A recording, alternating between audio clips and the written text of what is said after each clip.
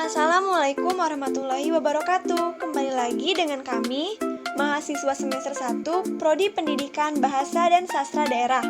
Di video kali ini, kami akan memaparkan materi tentang ringkasan dan resensi. Tentunya video ini dibuat untuk memenuhi tugas mata kuliah Bahasa Indonesia. Sebelumnya, perkenalkan kami dari kelompok 5 yang dianggotai oleh Bila Esa Suryati Fani, Neng Rani Dewi Chandra Juliani, dan Ulfa Aulia Febriana. Materi pertama yaitu ringkasan. Pengertian ringkasan.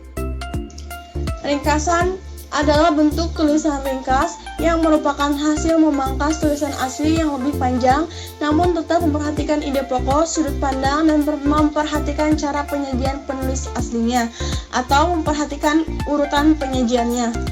Ciri-ciri ringkasan: yang pertama, mengungkapkan kembali bentuk kecil dari sebuah karangan.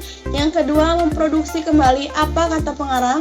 Yang ketiga, mempertahankan urutan-urutan gagasan yang membangun sosok badan karangan.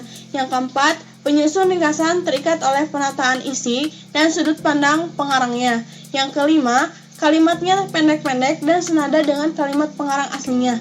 Nur Hadi 2010. Yang keenam, dalam meringkas, kita kembali mengambil intisari atau ide-ide pokok suatu bacaan sehingga menjadi bentuk yang lebih padat. Yang ketujuh, susunan ide-ide pokok ringkasan, sudut pandang, dan isi mengikuti naskah asli. Yang kedelapan, menuliskan kembali kalimat-kalimat pendek yang mewakili tulisan pengarang. Pada prinsipnya, meringkas berarti membuat tulisan menjadi tulisan lebih pendek. Cara-cara membuat ringkasan. Yang pertama, membaca naskah asli. Langkah awal yang harus kita lakukan adalah seorang penulis ringkasan harus membaca naskah asli sehingga diketahui kesan umum secara menyeluruh mengenai isi dari naskah tersebut. Yang kedua, mencatat gagasan utama. Jika penulis sudah mengetahui kesan umum, maksud asli serta sudut pandang pengarang, maka sekarang ia harus memperdalam dan mempertegas semua hal itu. Yang ketiga, memproduksi kembali naskah asli. Dalam ringkasan, urutan diisi disesuaikan dengan urutan naskah asli. Apabila terdapat gagasan-gagasan di antara gagasan-gagasan yang telah dicatat masih terdapat gagasan yang kabur, maka penulis dapat melihat kembali isi naskah yang asli. Yang keempat, ketentuan tambahan. 1. Sebaiknya dalam menyusun ringkasan mempergunakan dalam kalimat tunggal daripada kalimat majemuk. Yang kedua, ringkasan kalimat menjadi frase dan frase menjadi kata. Yang ketiga, besarnya ringkasan tergantung jumlah alinea topik utama yang akan dimasukkan dalam ringkasan. Yang keempat, jika memungkinkan, buanglah semua karangan atau kata sifat yang ada.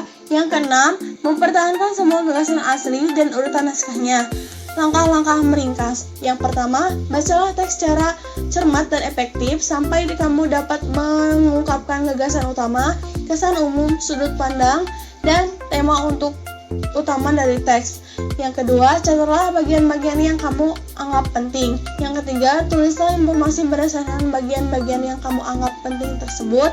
Yang keempat, tulislah ulang intisari bacaan ke dalam bentuk kalimat, tidak langsung bergaya orang. Ketiga, penceritaan gunaan bahasa sendiri, bukan bahasa teks atau bukan yang ngambil secara utuh, yang menyeluruh, lengkap, sekalipun dalam bentuk penuturan yang singkat.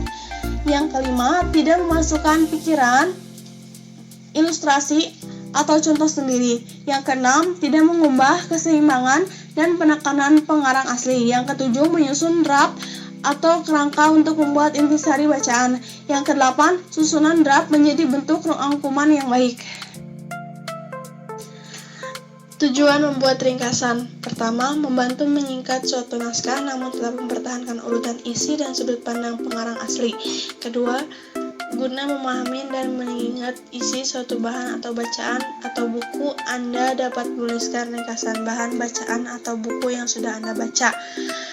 Untuk tujuan itu, Anda dapat terlebih dahulu mencatat tema atau pokok-pokok pikiran yang terkandung dalam setiap paragraf atau setiap bagian bacaan atau buku. Kemudian dengan memanfaatkan bahan catatan itu, Anda dapat menuliskan ringkasan isi bacaan atau buku dengan menggunakan kata-kata Anda sendiri. Mulyati 2007. Manfaat meringkas. Yang pertama, menemukan secara cepat informasi yang dibutuhkan. Kedua, menemukan bagian-bagian penting isi buku. Ketiga, dapat menggambarkan keadaan mengenai isi buku. Keempat, waktu yang digunakan untuk membaca jauh lebih singkat. Kelima, membantu keperluan yang sifatnya praktis. Misalnya, butuh intisari buku dalam waktu yang singkat. Selanjutnya, ada syarat dasar ringkasan. Yang pertama, bentuk penyajian singkat dari suatu karangan asli. Kedua, mempertahankan urutan pembahasan dan sudut pandang pengarang atau penulisnya.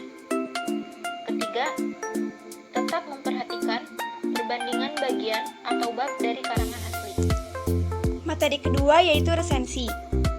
Selanjutnya, pengertian resensi. Resensi berasal dari bahasa Latin, yaitu dari kata kerja revidere atau recensere. Artinya, melihat kembali, menimbang, atau menilai. Resensi yaitu satu tulisan atau ulasan mengenai nilai sebuah hasil karya atau buku ulasan tersebut menyajikan kualitas sebuah karya, baik yang berhubungan dengan keunggulan maupun kekurangannya, berkenaan dengan kelebihan dan kelemahan suatu karya tersebut. Selanjutnya, jenis-jenis resensi. Yang pertama, resensi informatif. Resensi informatif yaitu resensi yang disampaikan dengan singkat dan juga umum dari keseluruhan isi buku. Kedua, resensi deskriptif. Resensi deskriptif merupakan resensi yang membahas secara detail pada setiap bagian atau babnya. Ketiga, resensi kritis. Resensi kritis merupakan sebuah resensi yang mengulas detail buku memakai metodologi ilmu pengetahuan tertentu. Isi dari resensi kritis ini biasanya objektif dan kritis dalam menilai isi buku tersebut. Selanjutnya, unsur-unsur resensi. Supaya resensi bisa dikatakan utuh, ada beberapa unsur yang harus ada di dalam resensi, yaitu yang pertama, judul. Judul harus mempunyai kesinambungan dengan isi resensi. Selain itu, judul juga harus menarik yang bisa memberikan nilai lebih tersendiri. Kedua, menyusun data buku.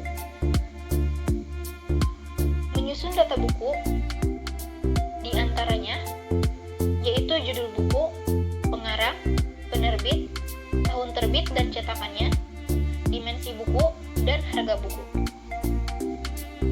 Selanjutnya, isi resensi buku. Bagian dari isi resensi buku ini berisi tentang sinopsis, ulasan singkat dari buku itu dengan kutipan singkat, keunggulan dan kelemahan buku, rumusan kerangka buku, dan bahasa yang dipakai. Selanjutnya, penutup resensi buku. Pada bagian penutup, biasanya berisi mengenai ulasan kenapa buku tersebut ditulis dan kepada siapa buku tersebut ditujukan.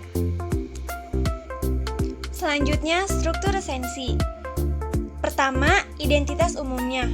Pada bagian ini, tak dinyatakan secara langsung, seperti yang bisa kamu lihat pada teks ulasan film dan lagu. Identitas tersebut mencakup judul, pengarang, penerbit, tahun terbit, tebal halaman, dan ukuran buku. Yang kedua, orientasi. Pada bagian orientasi ini biasanya ada di paragraf pertama, yaitu penjelasan tentang kelebihan buku seperti penilaian yang baik dari si pembaca dan penghargaan yang pernah didapatkan oleh buku yang diresensi tersebut. Yang ketiga, sinopsis. Bagian ini biasanya berupa ringkasan yang menggambarkan pemahaman si penulis terhadap isi novel. Yang keempat, analisis. Pada bagian analisis, biasanya berupa paparan tentang keberadaan unsur-unsur cerita. Contohnya seperti tema, penokohan, dan alur. Yang kelima, evaluasi. Di bagian evaluasi ini, biasanya berupa paparan mengenai kelebihan dan kekurangan pada suatu karya tersebut. Cara menulis resensi. Cara pertama, landasan filosofi. Penulisan keinginan penulis tidak seluruhnya tentang dalam karangan. Misalnya visi, misi, dan hakikat penulisan tidak seluruhnya dituangkan dalam karangannya. Yang kedua, harapan pembaca. Setelah membaca resensi, diharapkan pembaca akan merasa terbantu mendapatkan informasi yang diperlukan. Yang ketiga, harapan penulis dan pembaca. Resensi berupaya mengkomunikasikan harapan pembaca dan penulis akan adanya buku yang berkualitas. Yang keempat, materi tulisan penulis. Resensi harus memaparkan materi yang ada dalam buku yang akan mencapai target sasaran pembacanya. Langkah-langkah menulis resensi. Langkah pertama yaitu menentukan buku yang akan diresensi. Langkah kedua, membaca buku yang akan diresensi. Langkah ketiga, mencatat data atau informasi buku yang akan diresensi. Langkah keempat, menuliskan poin-poin penting dalam buku. Langkah kelima, menuliskan isi resensi. Dan langkah terakhir, menulis kesimpulan. Tujuan resensi. Tujuan dari meresensi adalah yang pertama, membantu pembaca mengetahui gambaran dan penilaian umum dari sebuah hasil karya secara ringkas. Yang kedua, mengetahui kelebihan dan kelemahan karya yang diresensi tersebut. Yang ketiga, mengenal latar belakang dan alasan sebuah karya tersebut dibuat. Yang keempat, memberikan masukan pada pembuat karya berupa kritik dan juga saran. Yang kelima, menguji kualitas karya dan membandingkannya dengan karya yang lainnya. Yang keenam, mengajak pembaca untuk mendiskusikan karya yang diresensi tersebut. Yang ketujuh, memberikan pemahaman dan informasi secara komprehensif. Manfaat menulis resensi. Yang pertama, sebagai bahan pertimbangan. Manfaat resensi yang ini yaitu bisa memberikan gambaran pada si pembaca tentang suatu karya dan mempengaruhi mereka atas karya tersebut. Yang kedua, sebagai sarana promosi buku. Buku yang diresensi biasanya yaitu buku baru yang belum pernah sama sekali diresensi. Jadi, dengan melakukan hal tersebut, bisa menjadi salah satu bentuk promosi buku sehingga terkenal dan banyak terjual. Yang ketiga, pengembangan kreativitas. Semakin sering menulis, maka semakin baik tingkat keahlian kita. Jadi, dengan rajin meresensi, secara tak langsung bisa mengembangkan kreativitas kalian dalam menulis. Yang keempat, nilai ekonomis. Hal yang tak mungkin kita bayangkan yaitu dengan meresensi buku, bisa mendapatkan imbalan berupa uang atau hal lainnya. Sekian pemaparan dari kami, semoga bisa bermanfaat untuk kalian. Wassalamualaikum warahmatullahi wabarakatuh.